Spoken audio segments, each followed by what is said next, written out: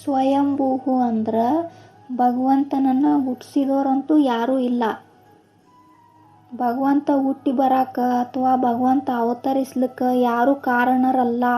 ಆತನು ಸ್ವಯಂಭೂ. ಸ್ವಯಂಭೂ ಅಂದ್ರ ಭಗವಂತ ತಾನೇ ತಾನಾಗಿ ಹುಟ್ಟಿ ಬಂದಿದ್ದಾರೆ ಅಂತ ಅರ್ಥ. ಇದು ಶಂಭು ಅಂದ್ರ ಯಾರು ಎಲ್ಲರಿಗೂ ಆನಂದವನ್ನು ಕೊಡಬಲ್ಲರೋ ಅವರನ್ನು ಶಂಭು ಅಂತ ಕರೀತಾರ. ಶಂಭು ಅಂದ್ರ ಆನಂದ ಅಂತ ಅರ್ಥ. ಅಂದ್ರ ಭಕ್ತರಿಗೆ ದೇವರ ಆರಾಧನೆ ಮಾಡುವ ಮೂಲಕ ಆನಂದ ಸಿಗ್ತದಲ್ಲ, ಅದಕ್ಕೆ ಭಗವಂತನನ್ನ ಶಂಭು ಅಂತ ಕರೀತಾರ. ಅಂದ್ರ ದೇವರ ಆರಾಧನೆ ಮಾಡೋದ್ರಿಂದ ನಮ್ಮ ಮನಸ್ಸಿಗೆ ಶಾಂತಿ, ನೆಮ್ಮದಿ, ಸಮಾಧಾನ ಸಿಗ್ತದ ಮತ್ತು ನಮ್ಮ ಮನಸ್ಸಿಗೆ ಸಂತೋಷವನ್ನು ತಂದು ಕೊಡ್ತದ. ಆದಿತ್ಯ ಅಂದ್ರ ಸೂರ್ಯನೊಳಗೆ ವಿಷ್ಣು ದೇವರೇ ಆದಿತ್ಯ ಎಂಬ ರೂಪದಲ್ಲಿ ಕೂತಿದ್ದಾರೆ. ಇವರು ಎಲ್ಲದಕ್ಕೂ ಕಾರಣಕರ್ತರಾಗಿದ್ದಾರೆ, ಜಗತ್ತನ್ನು ಬೆಳಗಿಸುತ್ತಿದ್ದಾರೆ ಅಂತ ಅರ್ಥ. ಆದ್ದರಿಂದ ನಾವು ಸೂರ್ಯದೇವರನ್ನು ಸೂರ್ಯನಾರಾಯಣ ಅಂತ ಕರಿತೀವಿ. ಪುಷ್ಕರಾಕ್ಷ ಅಂದ್ರ ಕಮಲ ಅಂತ ಅರ್ಥ. ಅಕ್ಷ ಅಂದ್ರ ಕಣ್ಣು ಅಂತ ಅರ್ಥ.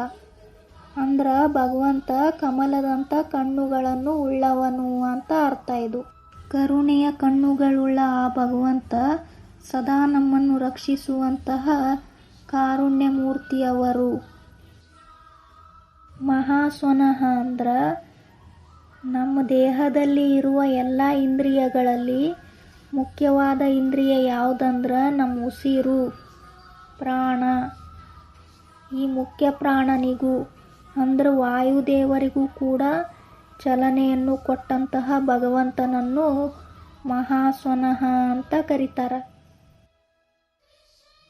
ಅನಾದಿ ನಿಧನ ಅಂದ್ರ ಭಗವಂತನಿಗೆ ಹುಟ್ಟಾಗ್ಲಿ ಸಾವಾಗಲಿ ಅಥವಾ ಆದಿ ಅಂತ್ಯ ಇದ್ಯಾವುದೂ ಇರುವುದಿಲ್ಲ ಅಂತ ಅರ್ಥ. ದಾತ ಅಂದ್ರ ಎಲ್ಲರನ್ನು ಪೋಷಣೆ ಮಾಡುವ ಶಕ್ತಿಯನ್ನು ಆ ಭಗವಂತನು ಹೊಂದಿದ್ದಾರೆ. ದಾತ ಇದರ ಅರ್ಥ ಏನಂದ್ರ ಎಲ್ಲರ ಭಾರವನ್ನು ಹೊತ್ತವ ಅಂತ ಅರ್ಥ. ಇದು ಅಂದ್ರೆ ಭಗವಂತ ಯಾವ ಕಾಲಕ್ಕೆ ನಮಗೆ ಏನೇನು ಬೇಕು ಅದನ್ನೆಲ್ಲ ಕೊಡ್ಕೊಂಡು ಬಂದು ನಮ್ಮನ್ನು ಪೋಷಣೆ ಮಾಡ್ತಾರ ಅಂತ ಅರ್ಥ. ಇದು ವಿಧಾತ ಅಂದ್ರ ಭಗವಂತ ನಾವು ಬದುಕಿದ್ದಾಗಲೂ ನಮಗೆ ಪೋಷಣೆ ಮಾಡ್ತಾರವರು ಮತ್ತು ಸತ್ತ ಮೇಲೂ ನಮಗೆ ಮೋಕ್ಷ ಕೊಡ್ತಾರವರು. ಅಂದ್ರೆ ಅವರವರ ಕರ್ಮಕ್ಕನುಗುಣವಾಗಿ ಭಗವಂತನು ಫಲ ಕೊಡ್ತಾರ. ಒಳ್ಳೆ ಕರ್ಮ ಮಾಡಿದವ್ರಿಗೆ ಮೋಕ್ಷ ಸಿಗ್ತದ, ಕೆಟ್ಟ ಕರ್ಮ ಮಾಡಿದವ್ರಿಗೆ ಸಿಗಲ್ಲ.